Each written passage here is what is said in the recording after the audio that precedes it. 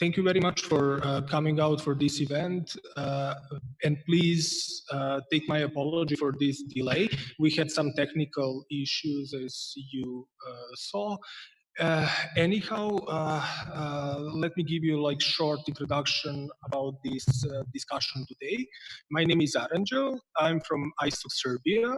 ISOC Serbia, together with SOX Serbia, which is a company that runs Internet Exchange Point, are organizing this event. And we wanted to open up this debate because in 2017, in December, we like 2 days or 3 days before FCC in US repealed net neutrality, we had a like huge event where we tackled the subject of net neutrality as such, and we were also discussing zero rating at the time. But in the meantime, things has changed. Probably every one of you who have come today heard about 5G. It's we are going to be talking about like the 5th generation of mobile cellular communications, and there has been a lot of hype about that. But on the other hand, so there are many promises, like in direction of Internet of Things, in direction of smart city. So that technology will be even more integrated in our lives.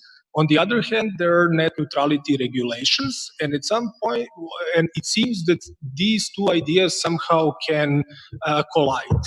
So today we actually want to focus on that subject matter. So let me introduce our speakers tonight.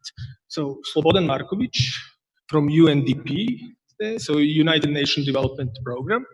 Maja Mitić from like Serbian regulatory agency.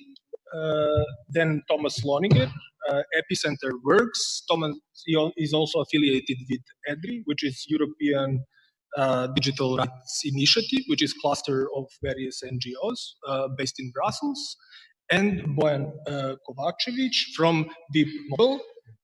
So, and then, yeah, so I hope actually we have a great chance today to come up with some conclusion or some sober view about 5G and its implementation, especially with respect to net neutrality. Maybe I'll start with Sloba, if you don't mind, because Sloba, I noticed that on Twitter you've been very active, and you've been you have been engaged in various discussions regarding 5G. So can you tell us something about reception about 5G, and how do you see the prospect of 5G in Serbia? Okay, thank you. Well, the trouble with 5G is that currently in public it is perceived as a menace, as a I don't know, as a sickness, as a threat that is going to kill us because of radiation, and you know, it's like a second Chernobyl. So people are upset about it, and they I see that every time someone posts something on related to 5G or publishes an article, or there is an article announcing 5G, you will see at least 3 or 4 comments of people who will divert the discussion towards some health-related aspect of 5G. Of course, most of these discussions are completely uninformed, and in most cases, we will not, I mean, experience any bad consequences due to 5G. But you know, the trouble is that you don't have a proper response from either state institutions, who are keeping, you know, their mouth shut and they're keeping silent on this, and even, you know, the engineers in the scientific community are relatively silent on this. So so basically, I think that, you know, fear, uncertainty, and doubt are taking over the debate around 5G for the most part.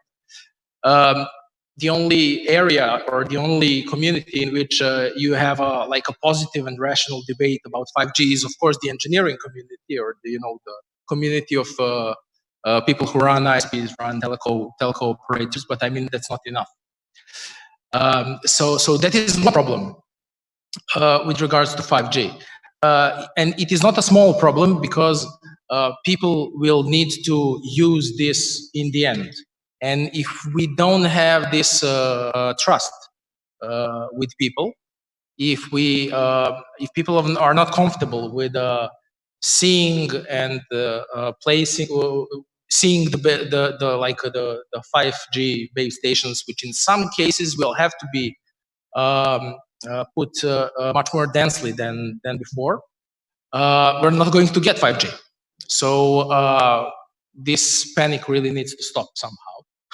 I'm looking forward to your debates and your views on this, how to, among other things, to stop this hysteria.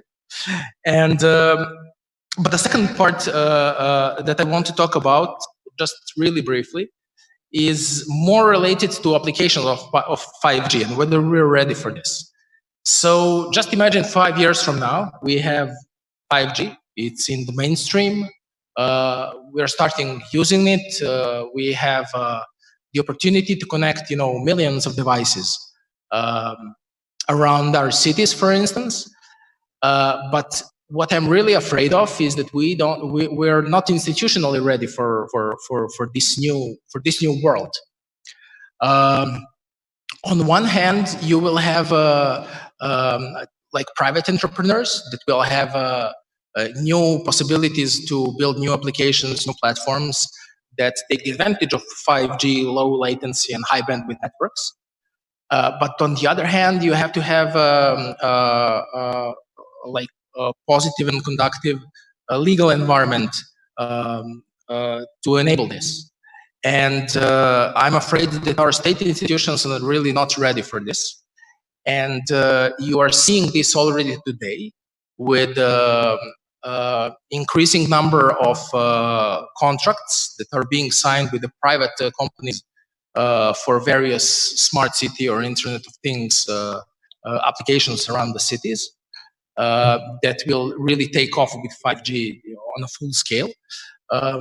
You see that public institutions are just, rushing into these contracts, not thinking about the legal aspect of them, not thinking about data governance, not thinking about opening or accessing this data, either by themselves or by the citizens.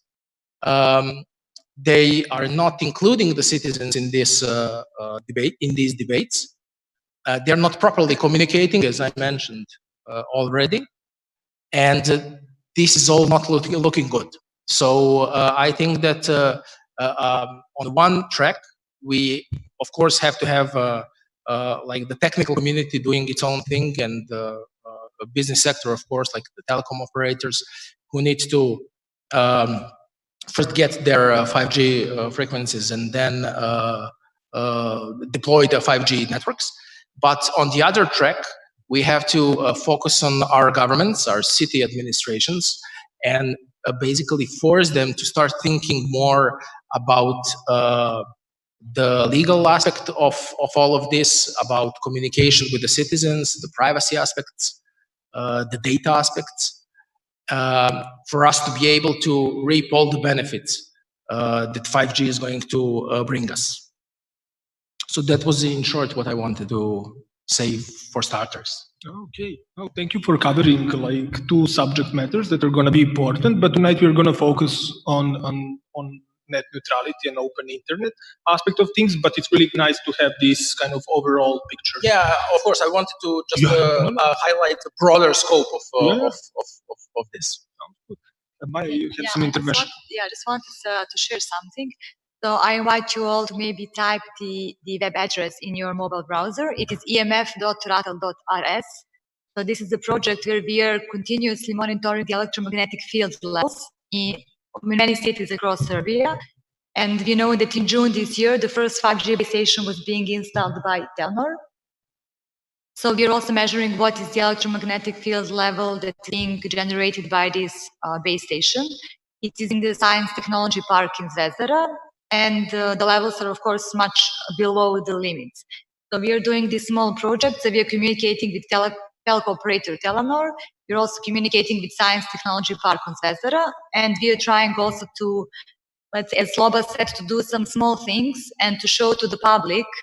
So what is the actual radiation that comes from the 5G network? I know that this is not the scope of the discussion that you're going to have this evening, but I just wanted to share that there are some activities, maybe not the large ones, that we are doing and trying also to show to the public that someone is thinking about it. So what will be the impact of 5G to the electromagnetic field and the environment in general? Thanks. Yep, this was like a small digression, but now we are but thank you. It was really informative. And Bojan, can you tell us something about the structure of 5G? What is it?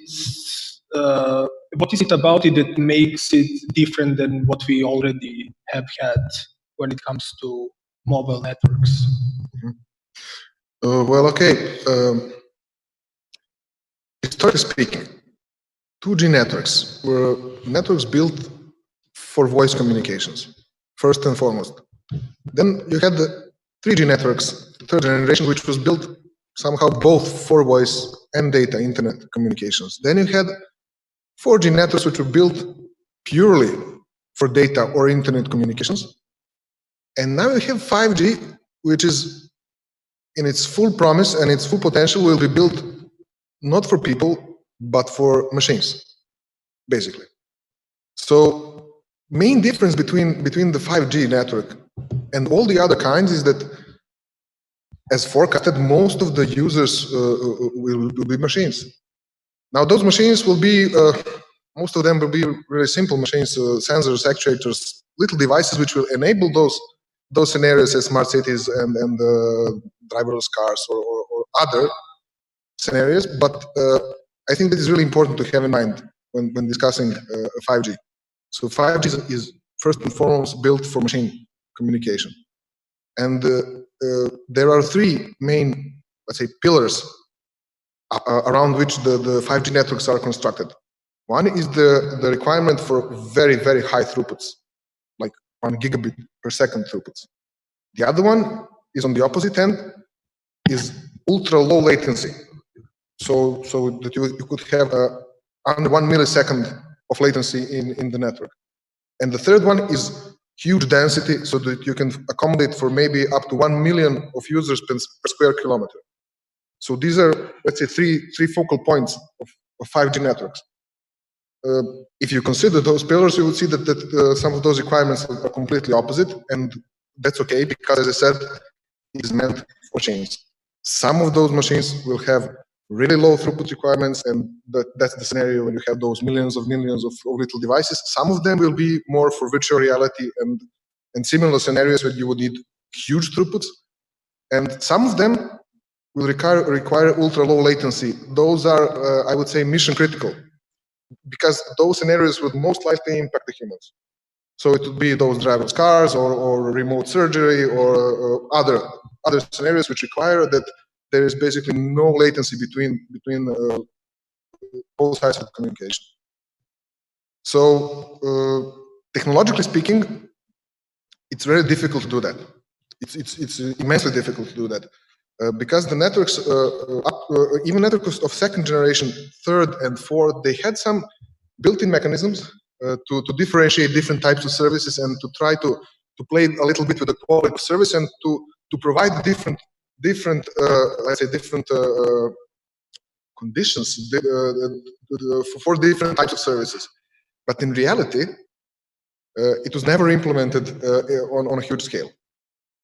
Reason for that is mostly practical, because it's very difficult. Anybody who ever tried to do that would tell you it's really difficult to coordinate, to propagate the same quality of service from the core system through transport system, radio system to the device at the end.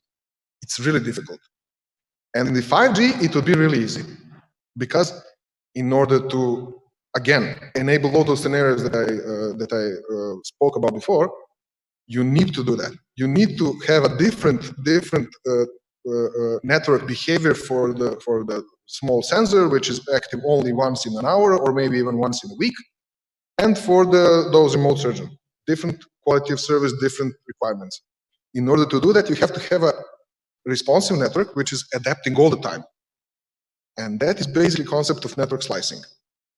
You probably heard of it. The network slicing is a concept in which you would have the network wouldn't be the same for everybody as it is right now.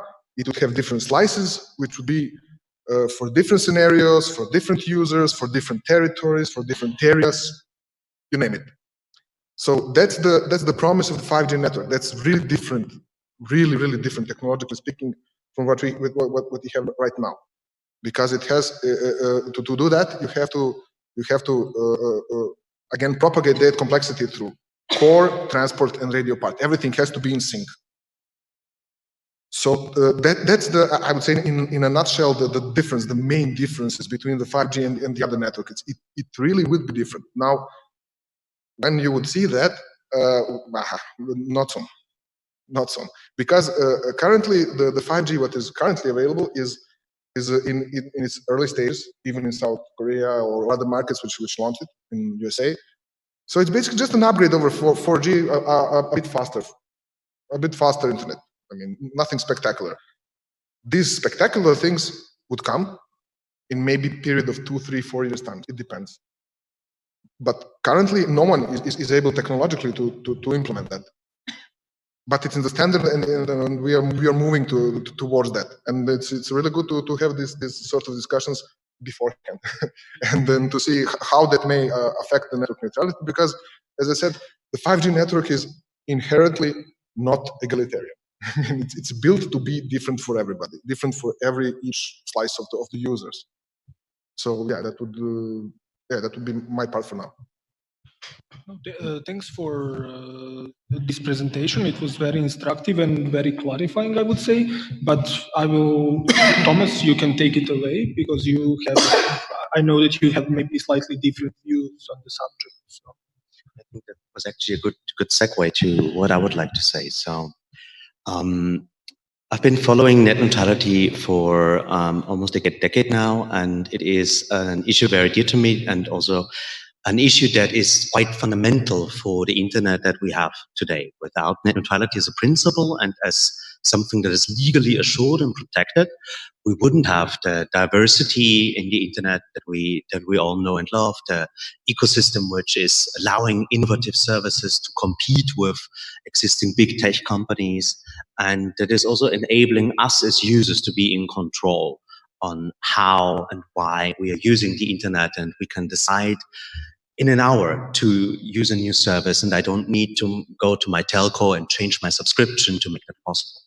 It's this universal nature of the internet that we need to protect, and therefore it's very good that legislation that we have, at least in the European Union, I didn't have time, or I don't think there is a translation of the new Serbian net neutrality rules. It is important that these rules are written technologically neutral, that they apply no matter if you have a copper DSL connection, a fiber connection, or 2G or 5G, because every network participant should have the same opportunities, and also every startup should have the same equal opportunities to reach this user and make that person a competitive offer.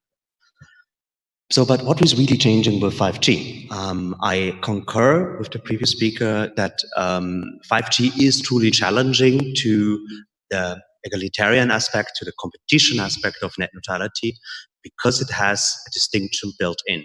Network slices, like the name suggests, is really slicing a universal network into different layers that behave differently. And then it becomes a technological decision, like, does Netflix get the super fast network slice? Does YouTube get it, or Vimeo, or the university that wants to stream the lectures from a professor to their students? That's a political decision, and that's why the ongoing reform that is happening right now in the European Union is so important. Because if you look at the map of the world, we heard before there are a few test regions of 5G. The US is one of them. Under the Trump administration, the net neutrality rules in the US were repealed, so the US is not going to engage in this debate. In Canada and India, the other two regions of the world where we have good net neutrality legislation, they take a backseat approach. They're not engaging in the 5G debate. And in South Korea, they recently settled a case to regulatory sandbox net neutrality for 5G, to basically let net neutrality go in favor of 5G. So Europe, in the middle of the reform, is right now the first and so far the only world region that tries to bring these two things together. That's why the rules that Europe is writing here are so important. And in the scenario that I'm working towards, Europe will show a way that puts us as users in control. Because most likely 5G will not be cheaper than 4G. Telecom operators will want to charge us more for these network slices. And maybe they are not flat rates. Maybe we have to pay for every gigabyte in the super fast network slice that we want to use. So we should really be the ones in control on how we use those network slices. And this user-controlled principle is one of the things that we are fighting about at the European level. And the other thing is so-called specialized services. That brings me back to the millions of sensors that we were promised with 5G. Every weather station will have its own IP address. I mean, I think that's already the case, but still, if we really have a drastic increase in the amount of hardware in our homes, in our streets, in our offices, of course, these will all be connected, and it would make sense to, for example, have a low energy network slice so that these devices don't consume as much energy. They will be slower, they will be not as reliably connected, but it really doesn't matter if it only needs to send a keep alive package every few hours. So that's why it actually makes sense to have this technology, but the important thing is 5G is not a revolution. Like 2G to 3G, 3G to 4G, 4G to 5G, these are evolutionary steps as we get better and better in using technology to transmit data. And there are new paradigms like network slices or edge computing. We have to account for that politically. But I'm really a little bit fearful, not in the health sense, but in the sense that the telecom industry, and I'm not speaking about Serbia here in particular, but on a macroscopic level, is falling a little bit victim to their own marketing. That they are promising many politicians that 5G will drastically increase employment, will create millions of new jobs and hardware and everything. But in fact, it will be faster internet. That is the only thing which is a given by now. But all the other promises, I would be quite hesitant about. And as we heard before, the technology is still moving. We now are about to have the second version of the global 3GPP standard. The technical standardization is still, I wouldn't say not completely done yet. So all the marketing that is built on top of these preliminary technical standards is really quite dubious. And I will point to the debate that we had in Paris at the IGF in 2018, where Vodafone and AT&T both tried to sell 5G to the room, and they really had a huge backlash from civil society, from regulators in the room, and ultimately from 3GPP, from the global standards body that specifies 5G. And the representative of that global body told the telecom operators in the room, please separate the marketing from the technical realities. So it's really good if we dial down the expectations a little bit and think also about the internet that we want to have and not the internet that some people want to sell to us. Okay, that was really interesting, and maybe I would ask Maja now to tell us what is the state of net neutrality in Serbia and what RATEL has done like lately about it. Well, thank you. In RATEL, we are following the, of course, Serbian regulatory framework, but also the European Union one. And they have to highlight that we are actively participating in BEREC. BEREC is the body of European regulators. So we are really familiar with all the activities within the European Union. And we are also cooperating with different regulatory authorities and align with them. So in February this year, we published the Open Internet Guidelines, and they are based on our national law on electronic communications, but also on EU regulation that is concerning open internet access, and also the famous BEREC guidelines for the net neutrality. So what we actually did, we checked all these regulations and documents, but in addition to this, we also checked all the annual reports that European Union regulatory authorities are obliged to publish when it comes to the activities regarding net neutrality provisions. And we realized that even though the BEREC guidelines were being published in 2016, that activities among the regulators are not aligned. So in some countries, in some member states, there are many things and many activities done when it comes to the net neutrality, but in some other countries, it's not the case. So it was very difficult for us, and then we realized that we have to prepare the document that is going to be applicable for our national market and also to the national circumstances. And that's why we have these guidelines for the open internet. So you can find them on the RATEL webpage. They are publicly available, unfortunately only in Serbian, so they're not translated to English, but they are the subset of all these EU documents. And in these guidelines, we are actually also defining the basic concept of net neutrality, that we have to treat all the internet traffic in the same way, regardless of sender, recipient, content, and everything. And we have in mind the end user protection. So we want to push the operators who are providing internet service access to provide all the information in a transparent and simple and easy to understand way to the end users, so that the end users can make their decisions in a very easy and informed way. And we're also there defining what are the obligations of the ISPs, of the internet service providers. And they include, as it is also being defined in the guidelines of BEREC, so meaning in European Union, the transparent traffic management, then also end user protection aspects, zero rating traffic. I'm not sure you have time to discuss about zero rating. It is a specific aspect, yeah. So this is actually the internet traffic that is being generated by the user when the user is using specific application, but that traffic is not being charged by the mobile network operator. So for example, it could be Viber. So you can have a tariff plan with Viber being free of charge. And when it comes to our guidelines, we are saying that in case the operator is providing this kind of service, this is allowed, but then it has to be provided in a limited time period, and also it has to be provided considering also the other applications within the same category. So operator is not allowed to put in favor, let's say, Viber application, but also has to extend this offer to, for example, WhatsApp, WeChat, and other messaging applications. Of course, when operator is providing the zero rating service, this should not anyhow negatively impact the other services when it comes to the availability and quality of service. And we also define so-called specialized services. And these are the, I think, okay, I'm speaking something that Thomas is very familiar with. I'm not sure if we have time to go into the very detailed discussion, but these specialized services, they are being provided in the closed electronic communications networks using the internet protocol. And for example, currently we consider VoLTE, so voice over LTE, voice over 4G, and IPTV as specialized services.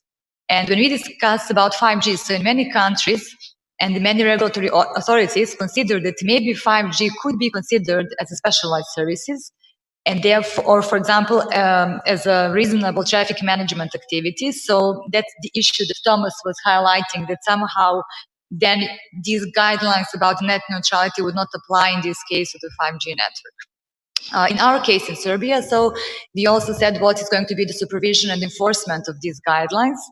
And based on our request, all the electronic communications operators providing internet access service, meaning mobile and fixed operators, would have to report the details about the traffic management, then the activities done when it comes to the network optimization, zero rating details, and similar. And in case we identify any irregularities in this information, we will set a deadline for the operator to resolve the issue.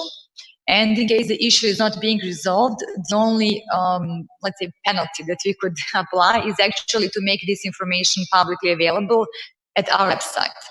Because the guidelines itself are not legally binding documents. So they are representing the most appropriate behavior of the electronic communications operators. So this is something as a recommendation and something that we expect from the operators to follow. So this was being published in February this year, and we are giving some time to all the operators in Serbia to adapt to this, to go through these guidelines. We also had a public consultation where we received some contributions. And of course, as of next year, we will become more active in this regard. I also want to share some details when it comes to European Union and BEREC.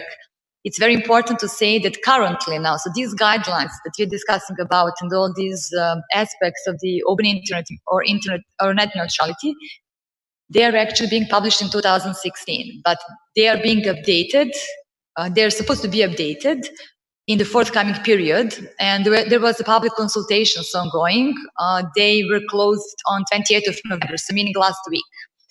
And many stakeholders provided their input when it comes to these guidelines, also including the topic of 5G. So how the 5G is going to affect the guidelines and whether the guidelines should be changed or modified.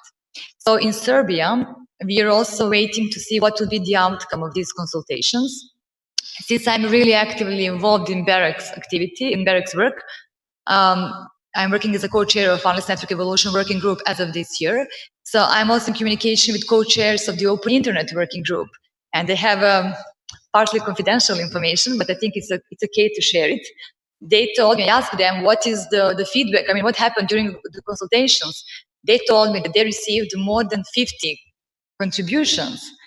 And in general, in BEREC, during public consultations, you expect to receive 10 to 20 contributions. So it means that many stakeholders, so many companies, operators, different vendors, internet societies are really interested into this topic, and they provided their feedback. And they also told me that some of the contributions are so detailed and extensive, they have more than 50 pages.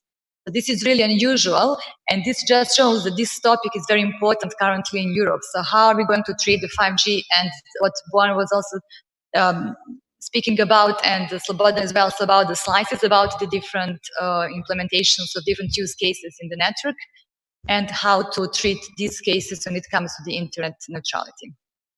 In addition to this, in the other group where we discussed about 5G in BEREC, this year we already had some communication with stakeholders, and we asked them, do they know, for example, because we said that there will be different businesses, different industries who will use the 5G network.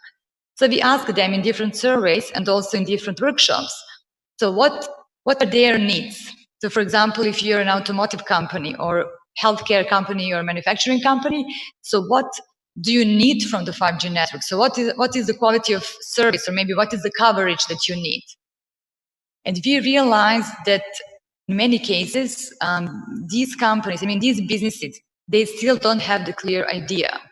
They're saying that they're still not confident what the quality of service they require from the 5G network.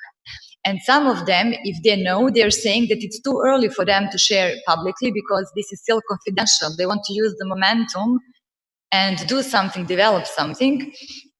So it's very difficult, I think, also for the operators now to discuss about the slicing and to be sure and confident what should be defined in the network that would be appropriate for different businesses and industries. And also, next to this, we also discussed about the impact of 5G to the net neutrality. And we asked, when discussing about 5G, we asked the regulatory authorities in the whole Europe if they are considering 5G, what are their activities in this regard? And in most countries, so now at this time, this is still being considered as a topic that is premature when it comes to the regulatory authorities. And most of the countries have no activity when it comes to the 5G. There are some activities, for example, in countries like Denmark, Finland, Malta, Netherlands, and they are trying to do some studies and to do some research and try to explain what is the impact of 5G and what could be the maybe activities that could overcome this issue with the internet. Thank you. Okay, I would like to have a small discussion at the table. So, Slob, what do you think about? You actually anticipated what Bojan was presenting, and do you have, what is your perspective on these things? And the important thing is that we are now talking about something that is still in somehow hypothetical. Well, it's you know, one thing which connects this like hysteria about 5G and radiation, and the fact that there are so many institutions who are concerned with open internet legislation and want to submit their opinion. It highlights the simple fact that 5G will be the first network that will be deployed with internet in the mainstream. So basically everybody is concerned now. So no one was paying attention when 3G was coming along.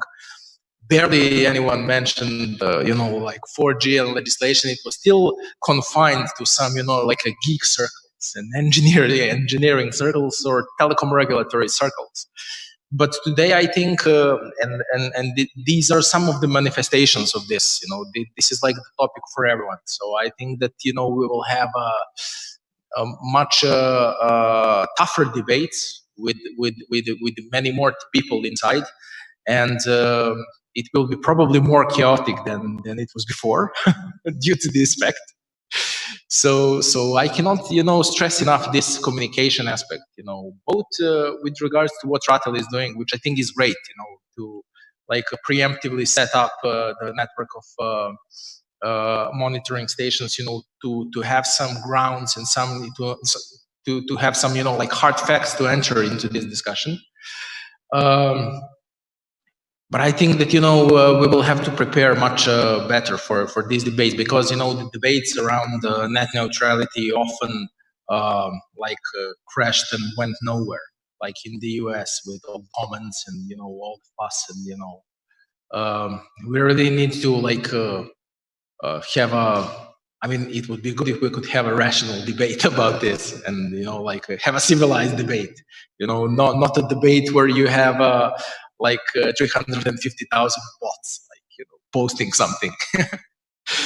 So this is the first part, and the second thing is that what really strikes me with all these stories is that they're really wicked issues, and you can enter them from many different angles. So, for instance, what is it net neutrality? And when I say net neutrality, I think about what Thomas mentioned, like us, like users. Everybody has a different view of that. So, for users, it may be a consumer protection issue. For the regulator, it may be like the competition regulation issue. For the privacy commissioner on some IGOs, it's like a privacy protection issue. So it's really hard to get this right if you're only including one side, or if you're like looking at this only from a technical point of view. Like if you want to resolve this only by watching the network and how the network works, you will probably not get it right, because down the road, someone will say, okay, like this is okay how the network works, but I mean, this has some other ramifications for, I don't know, the competition, for instance. So I think that, in these debates, we need to include many more people, from many different backgrounds, and consider much more than previously was considered in these kinds of debates. So I would be interested to hear Thomas, because he was following all the debates related to, for instance, badly outdated and really unfit for purpose legislation related to competition protection, for instance, in Europe. And we still don't have competition authorities who are able to start regulating platforms, for instance. And we saw that that Europe had a tradition of 20 or 30 years trying to regulate telecom operators and come up with unbundling of the local loop and everything. So it's really messed up, and it's everything is coming along to be focused at one point in the future, that when everything will just explode. I think it seems to me like that. So what do you think about these complexities of this issue? Yeah, many big questions. So on a very meta level, in a way, I'm happy when I started in digital rights. That was before Snowden or Assange, when that were really niche issues that it would have been hard to get as many people in the room like here. And we really had to fight hard in order to get the attention that we thought back then these issues deserve. Right now, we surely have the attention. Like, I haven't seen a government program in the last 3 years that has not used the word digital at least 20 times. And politicians are increasingly waking up that this is a field of power, of enormous economic potential, of huge potentials for control, for also winning elections, if we look at the UK or in the US. So that all these things are now in the political field. And you touched on competition. I think Margarete Vestager, the new commissioner, made her career with successful antitrust action against big internet corporations. And it's good that this good work has brought her into an even more powerful position. And I have high hopes that she is using that in the legislative term that has just started. And yesterday at the Hackerspace, we had a workshop about platform regulation, because all of the questions that I think you want to tackle will be on the table with the so-called Digital Service Act, with the reform of the intermediary liability rules in the EU. So we will talk about regulating Facebook and Google. And again, Europe hopefully will be a good impact on these questions. And hopefully also not a bad impact like we have been in Europe in the copyright debate, where we are really more helping dying industries instead of saving an open approach to the internet and to culture. But platform regulation and net neutrality really should be distinct from each other, because the platform regulation debate is far more complicated, and net neutrality actually is a quite simple concept. Yeah, I mean, it's about keeping the internet a universal, neutral platform for everybody and everything. And it should be so easy, particularly in the EU countries where we have a clear law. But Maja touched on that. My main problem in Europe these days, or these past 3 years, has been to make regulators do their job, to make them actually enforce the law. And Maja, I truly feel your pain, because for the report that we released in January, we also went through all of the annual reports of all telecom regulators in the EU. It was a stack of 800 pages. And it is really devastating to see how little effort they have put into the important task of keeping the internet open and ensuring competition. The hard facts that we need for an evidence-based policy debate are often lacking. And these are really simple things, like regulators should report how is the internet doing in my country? Like, is the bandwidth increasing? Is the capacity in the networks increasing fast enough to meet the increasing demand? And 8 out of 32 countries are reporting these figures. That is ludicrous. I mean, if you don't invest in the capacity, you will have a huge problem down the line. And these are things that we still have to fight about. And if it was about me, like I would say, net neutrality, we could all agree, doesn't matter if you are a hardcore libertarian that just cares about competition, or if you are a communist that wants to have everything equal and universal, both can agree that net neutrality is a good thing. And it's like with the electricity network, we've realized that the network itself is too big to fail. And yes, we need competition when it comes to the access market with the services that we as users, as consumers are buying. We could easily separate those two. And just two last points, like the consultation that BEREC has just finished last Thursday. I also heard this number. It was around over 50 responses that BEREC received. Just to remind you, in 2016, when we had the big net neutrality reform, we had 500,000 responses that people submitted to the regulators because they really cared about net neutrality. And many, many users engaged, and it was not just a few NGOs, trade unions, and telcos that participated in that, right? And I think, and that's also part of the internet spirit, the more people participate in a meaningful discussion, the better outcome we'll achieve. And so I hope that this reform will get more attention. We still have time until the end of June, when the EU will update the reform EU guidelines. And by then we will also know an answer to the question if 5G and net neutrality are compatible. My spoiler would be yes, they are. Bojan, before we turn to the audience, maybe you have some observation to share on the basis what people were talking about, or how does it look from your perspective, given that you have like this technical angle and you're coming from industry as well? No, nothing special. I would just maybe like to emphasize, as Thomas mentioned, this increase of capacity. It's an issue. It really is. I mean, data growth is kind of exponential, and we as a carriers, we are investing a lot, and most of those investments are actually on a local level.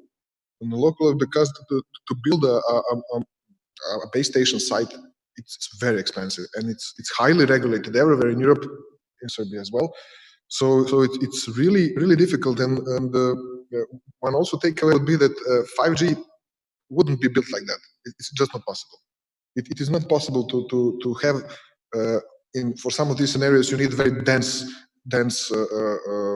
packaging of mobile base stations, maybe even up to 100 meters. So I know, for example, in UK there is already a battle between carriers for the poles, street poles in some municipalities, because poles can carry so much of weight, and not everybody can collocate on a pole. So and it's just it wouldn't be economically feasible. There will be no incentive to do that if we are building it as we're currently building it, with all the other regulations and cost. And I see maybe some sharing model in the future, and we will have to be really creative. I mean, that's also that would also be different, and also as a public has to also prepare for a different landscape. Those antennas are big, really big, and they will be everywhere. So it might still have let's say, it will change the landscape of the cities. So now we might hide them, we might not hide them, also depending on the regulations or aesthetics or whatever, but they will be everywhere. For those virtual reality stuff and then the augmented reality stuff, you would need basically room coverage. I mean, this space would have one base station, and then 50 meters away, there would be another one. So, yeah. But as I said, this is all further away, 3-4 years away. But it will come. Briefly jump in there, because what we could do in the meantime, before we have the clear vision for 5G, both technologically, regulatory, and then of course the marketing people will be first. What we should do in the meantime is really invest in fiber networks. Great. Because that's all these cell towers that will have every 500 meters. Think about it. You'll have super fast connection from your phone to that cell tower, and the whole backhaul from that cell tower to the rest of the internet. You really need a lot of fiber connection, and that fiber network we don't have in Europe so far. And it would be really important to invest in fiber now, because we really have understood that technology. Like the speed of light, we are very certain about that. And so it's really future-proof technology that can solve all of the issues in the meantime. And we might not end up with overhyped 5G expectations if we have, at least for the fixed line market, a very solid fiber connection. And the only country in Europe where I think that works is Sweden, where they have structural separation, where they separate the ownership of the network from the company that sells you the internet access, which I think is, again, a very stable model to do it. One thing. I make no mistake. With 5G, we will have a new application landscape. And just want to highlight to what extent 4G transformed our experience of the internet. Now everybody is using internet on the mobile phone, so it's the mobile phone on 4G network. It didn't exist with 3G. It was mostly like, desktops and, old-fashioned networks, like cables and everything. So 4G transformed all of that. So I'm absolutely sure that within 5, 6 years, 7 years time, we will have it will be an evolution, but it will be something completely new. So completely new applications of 5G and the potential that it brings with a high bandwidth, low latency network with a enormous amount of devices connected, etc. So it will be a whole new world 5 or 7 years from now. Okay. So yeah, if you have any questions, please just raise your hand. Okay.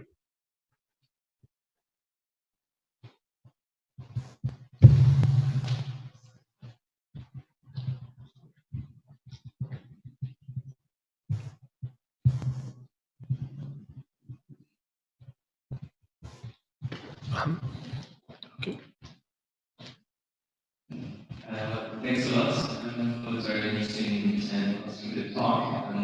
Fascinating. My name is Simon, Heinrich Böll Foundation, a German political foundation here in Belgrade. I just had a question concerning the potential regulation. You talked about Margareta Vestager and your hope that she will continue in regulating the big tech companies and so on. I just have a question. Would you mind to go into a bit more details about that? In what way, especially with regards to elections and the let's say the freedom of will that is really under attack in electoral competition these days. There's a lot of talk about regulating hate speech, but also, of course, influencing private opinions and so on. So, what is your take on regulating that? Thank you. That is a very big question. I'm trying to be brief. So, the reform has the title Digital Service Act, and it's about a reform of the e-commerce directive. That is the current legal protection for intermediaries, online platforms, hosters, ISPs, when they host or transmit content from other people, user-generated content. So if you make a bomb threat over the phone company is not liable for the crime that you're committing. Likewise, if you are in my country, for example, the denial of Holocaust is illegal. And if I post Holocaust denial on Facebook, Facebook is not liable for that post until it gets notice that there is something illegal. Then they have to act. Yeah, it is this notice and takedown system that we currently have. And this will most likely be reformed, will be replaced with something more fine-tuned. How exactly that will look is still very much in the debate. The legal proposal from the Commission at the earliest, I would say, comes at the end of 2020. So right now it's the time to come up with good ideas and bring them to the table. We've done so with platformregulation.eu. That was our approach to release our ideas and wish list to that law. It includes stuff like very strong rules on content moderation when it comes to the rule of law and remedies for individual users, that our freedom of speech is also protected. We are strongly arguing against further privatization of law enforcement, because often these internet companies get made the police and the judge when it comes to arbitrating our speech these days. And the terms of services of Facebook are far more important than any law book around the world. What we would also like to see when it comes to elections is greater transparency about algorithmic curation of content.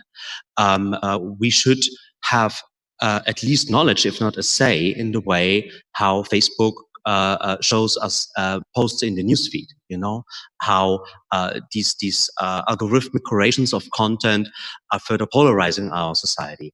And we foresee that users should at least be informed about the way in which this content is curated, and at least have the possibility to chronologically sort the things instead of just getting the type of ordering that Facebook wants us to see, which of course is optimized for keeping our eyeballs fixed on the screen, increasing the session length so that they can sell us more ads. We also foresee in the touches on Vestager a much greater role for interoperability when it comes to competition. Yeah, we are all here probably because we like the open, decentralized internet. And one thing that makes the internet so great is its decentralized nature. That we have not just one big platform where you have to participate, but you can have your own MetaMost, so your own PeerTube instance. And so using interoperability as a tool against dominant market players to allow smaller market players to compete would be really good. Like allow Signal and Threema and Wire to also send messages to WhatsApp. You have to sort out many security and privacy questions there, but interoperability in the messenger market, for example, would be a really good thing. And all of that and many, many more things will be in that reform. And there is thankfully about a year time to bring ideas to the European Commission. There surely will be a consultation, probably around the summer, where officially the Commission will ask everybody what their ideas are.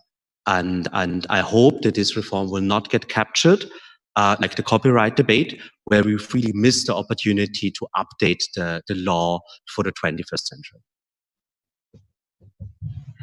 And thank you very much for this question, because we also believe that it is important to run together these two questions, like net neutrality and platform regulations.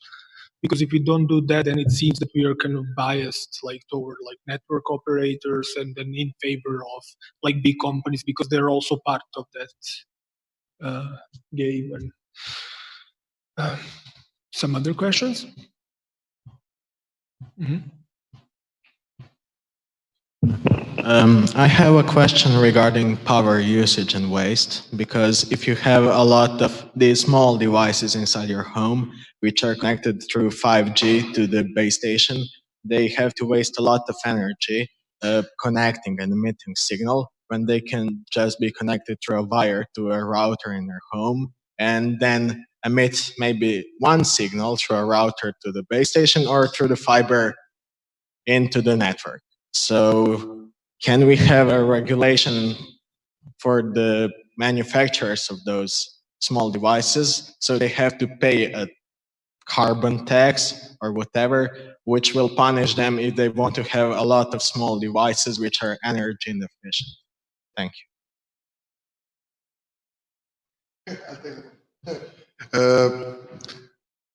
Look, those small devices would probably be very efficient. They have to be, because nobody would put a wireless device and change battery every couple of weeks. So there is already a standard in 4G networks, which is called narrowband IoT standard. So IoT for the Internet of Things standard, which is actually, you can imagine it as a virtual network inside the network, optimized for low power transmissions, and for especially those kinds of devices which will work for 5-10 years on a really small battery. So the similar thing is also in the makings for the 5G. So those small devices, I would say, would be much more efficient than current small devices. Only there will be a lot more of them. That is true. And in that sense, yeah, it might be useful to already think about how to recycle them and collect them. But they wouldn't replace existing devices. That's an important thing to understand. It would be completely new stuff for completely new usages, which we currently cannot even see. So you might not even be aware that in your code there are 50 of those devices, for example, in some period. But they will be, those small devices, they will be optimized. They really be, and they will last a long time.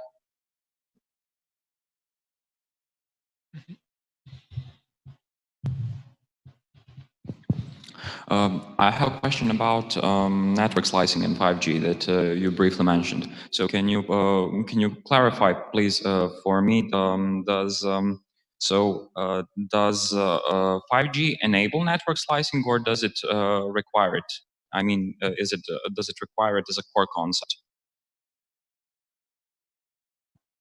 The latter.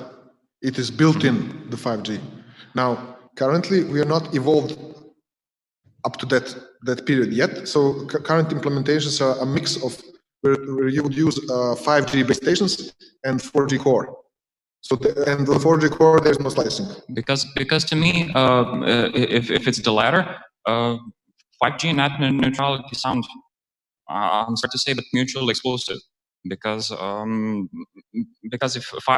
5G demands you to use to slice your network,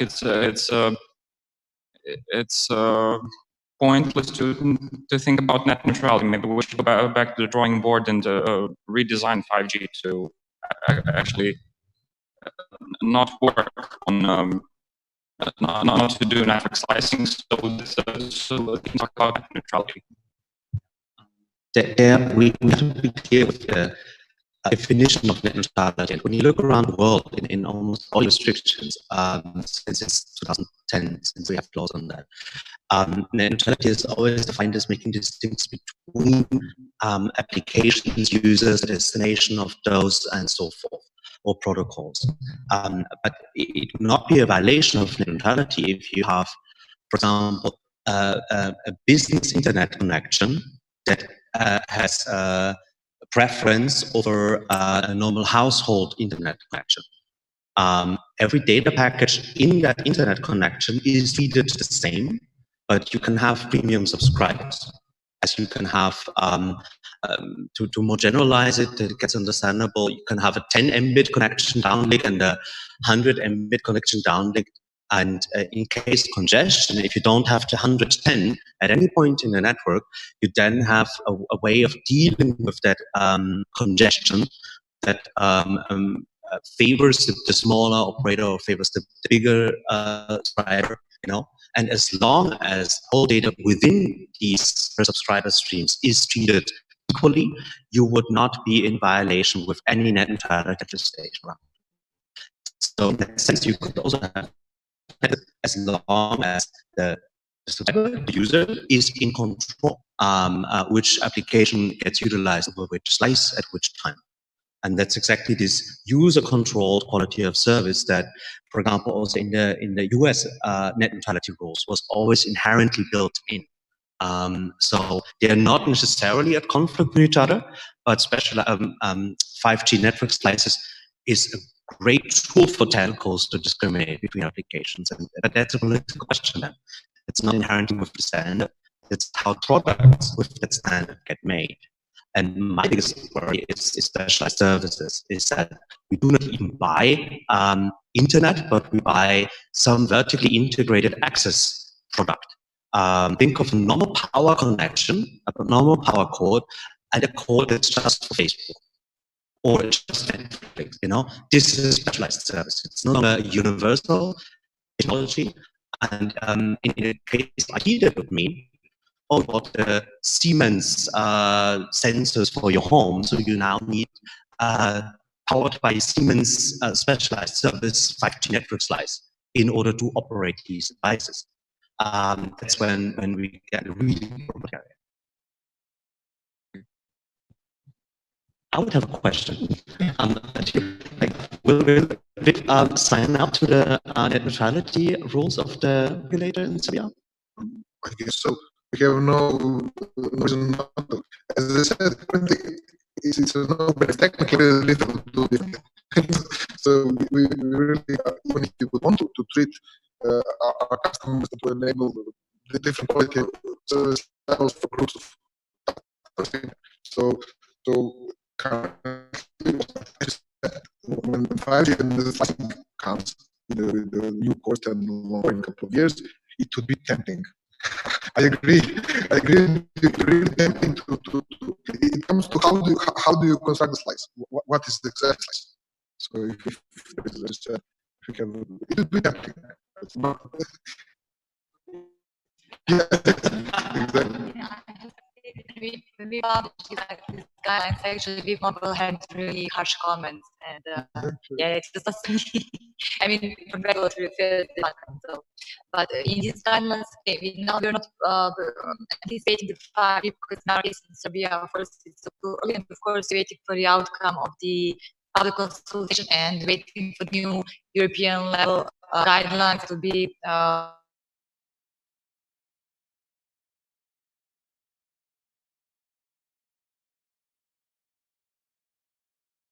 Zero rating services. It's very popular here, and also have this issue with the port blocking. That some of the even fixed operators, they're blocking specific ports due to different reasons, and that's why I also I also spoke about this 2 years ago, but I want to do it again. So in RATEL we have this instrument to caption. It's called RATEL Net Test. And this is also similar to the BEREC measurement tool that is being developed now as we speak. And this is something like a speed test application, but also it measures different quality of service parameters. It also checks like if any port is being blocked and what is the quality of your internet. So you can also go to the App Store and Google Play Store, and you can download this application free of charge. And the server that we are using for the measurements is being located in the Serbian Open Exchange. So it is also very important. So this is really, how to say, fair results that you can get. And so I'm inviting you also to use this application because all the results, all the measurements, all the measurement results are publicly available on the map of Serbia. And if you're abroad, also it will be shown. But all your data are being anonymized. It's according to the GDPR regulations, so data protection. So you will not see any data. Some results are as of last year or beginning of this year. They're being available in the open data format. So they're available in CSV, XML, and JSON on website nettest.ratel.rs, but also on the Serbian open data portal data.gov.rs and EU open data portal. So you can also use this data and check, for example, so different kind of details. You can, if you are in this open data business, let's say, or you're interested in the data science, you can check, for example, what is the internet speed in Serbia compared to other countries. Or, for example, if our operators are blocking specific ports and they're not being blocked in other countries. And of course, you can also, we are using this because we want to see what is the situation in Serbia. And even if you have no internet coverage and you try to do the test, the application will record this attempt. So once you become available, we will see your test on the map that is being marked in black dot. So we also want to see what are the areas in Serbia when there is no internet coverage. So the internet connection is not possible. So I'm just inviting you again. I did it 2 years ago, but last year we had a huge upgrade of this application. So now the design is much better. And also there are these new functionalities. And all the results are provided in the open data format. So you can also check what is the status in Serbia when it comes to the internet, in fixed networks, mobile networks, Wi-Fi, and also if you're interested to compare it to the European results. Okay, thank you, Maya. Yep. And maybe one more question after that, and then we're closing. I just want to ask about layers. So, can I compare it just for the market of cars? So, one layer is one car company. Am I right? So, if you buy one car, you will have all just parts for that car. You can't use other parts from other cars for your fixing your car. Am I right? And is it the question? I think like a Tesla slice or a slice for all smart cars. Okay. Is that the question? Yeah. Okay. It's all about, it could be either way. It could be a slice for all autonomous vehicles, equal for everybody. Or it could be specific needs of Tesla should only be addressed with a specific slice. It could go both ways. It would be a decision of a let's say of an operator, of a regulator, of a demand. The business demand. For example, in Serbia, for example, VIP Mobile, they might create like 1,000 slices.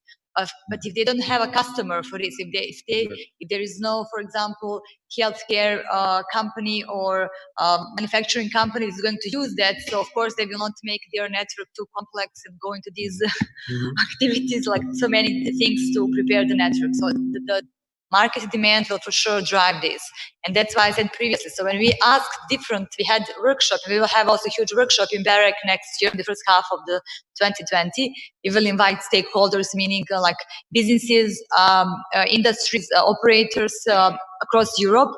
And we want to discuss with them and to ask them, okay, what are your requirements? Do you know, for example, if you are entertainment companies, so do you know what do you need in this slice? So what are the requirements? What is the quality that you need? What are the parameters? And they're saying like, we are not confident yet. Maybe we have some the idea. So it's also difficult for the operators now to say, okay, we are going to have 4 slices because who is going to use these slices? So the market will also, in Serbia, including Serbia, so the market will actually dictate what is going to be the outcome. And of course, there are different concepts. So for example, now with 5G, so there's the idea that, of course, operators may offer their network, their capacity to other companies. But there is also a possibility that, for example, the automotive industry will say, in our own 5G network, we will buy a specific portion of the spectrum, of the radio spectrum, and then we will use that one. So we don't need any slides from the operators. We don't want to rely on them. We will have our own spectrum part, and then we will build our own network. So this is going, I mean, this is not like just one way, discussion. So that's why I think this activity, like this evening, like this debate and this panel, is very important, that different people from different backgrounds are discussing and you're asking different questions so that you can think of, okay, what could happen? So now I think none of us are not confident what will happen, for example, in Serbia in several years. The spectrum auction will not happen before the end of the next year in Serbia. So currently it's ongoing in European countries, most of them, but for us, the earliest time when that can happen is the end of 2020. And in case it happens, I'm sure that VIP Mobile will, of course, not start delivering 5G at the beginning of 2021, but will take some time to build a strategy and to check the market and to see how to design their network and what has sense and how they could monetize, of course, this the spectrum. I mean, the money that they will invest to purchase the spectrum, of course, they want to use it in the most efficient way, for sure. Agreed.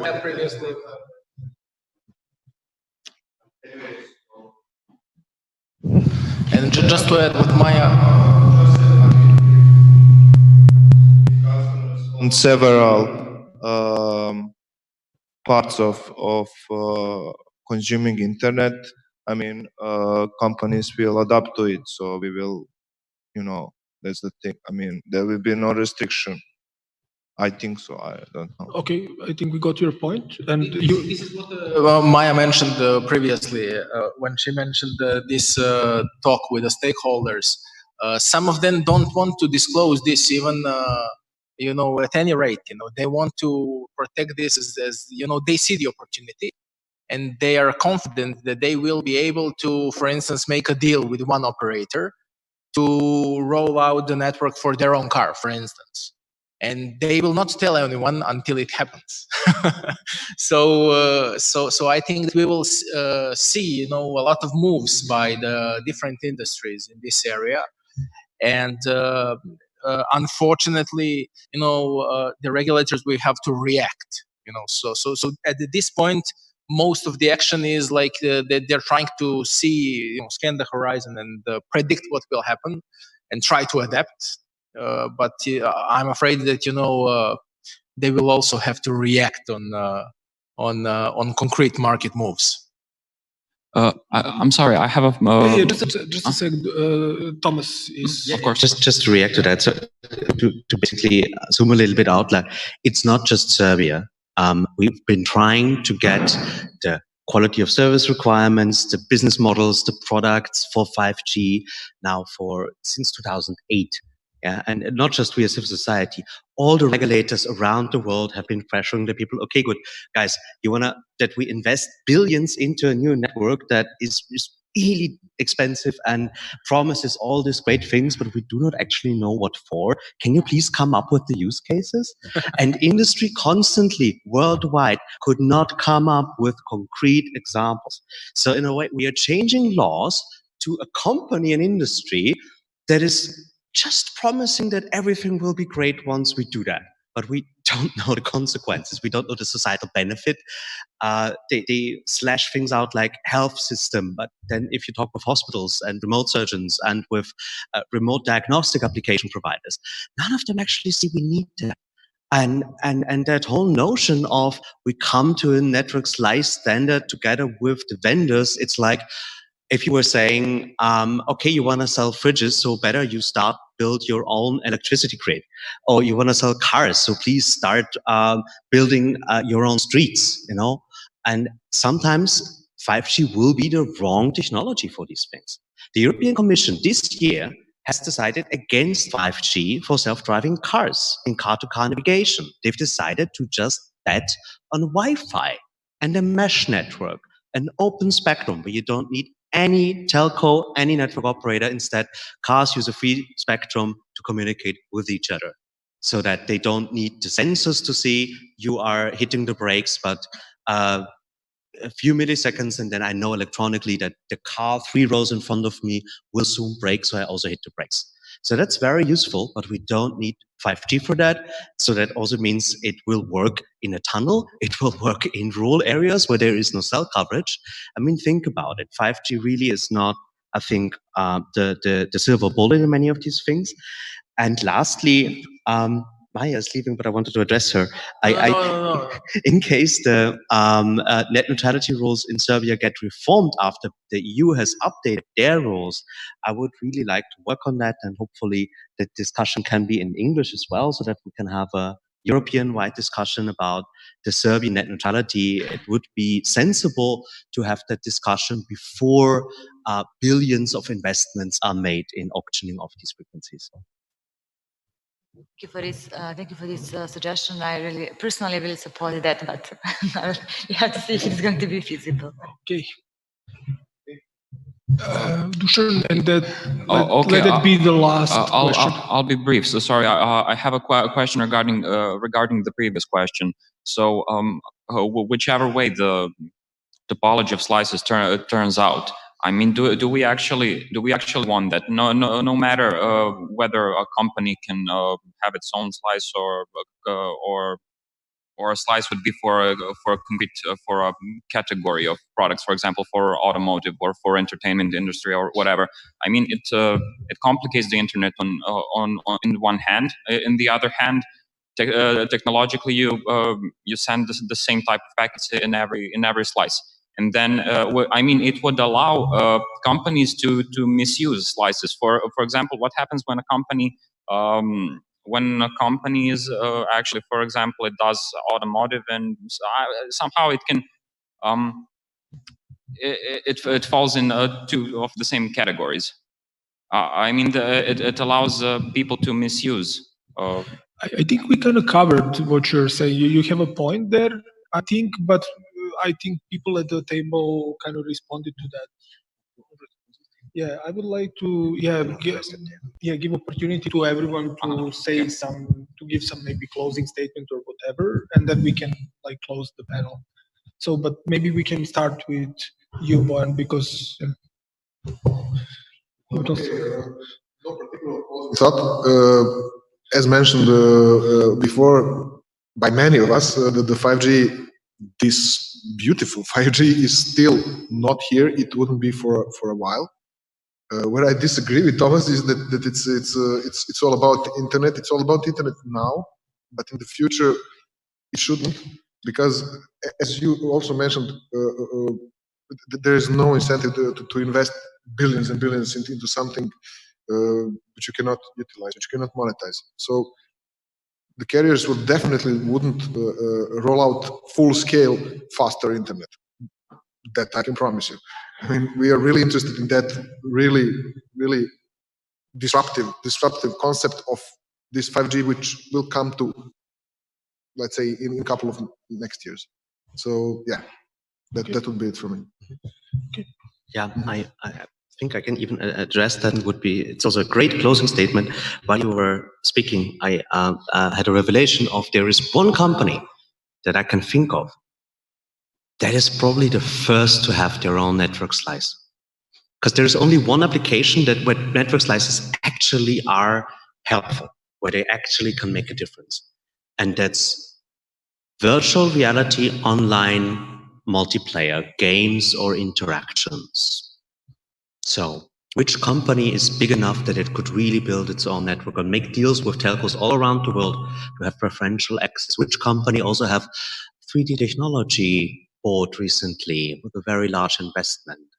You might remember Oculus, that was bought by Facebook, the same company that has with internet.org and Free Basic already invested billions around the world to get the unconnected connected to Facebook.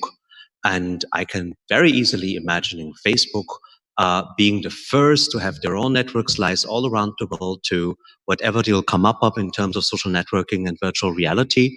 That low latency of 1 to 4 milliseconds could be very handy there.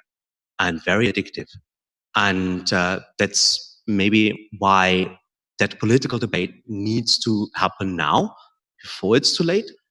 And what we should keep in mind in that debate is also the commons aspects of the internet, the Elemente, the things that are not just somebody's property. Which, as a closing remark, I have to say, also reminds me of the recently proposed .org sale of ISOC, which I think is a really horrible idea. Thank you.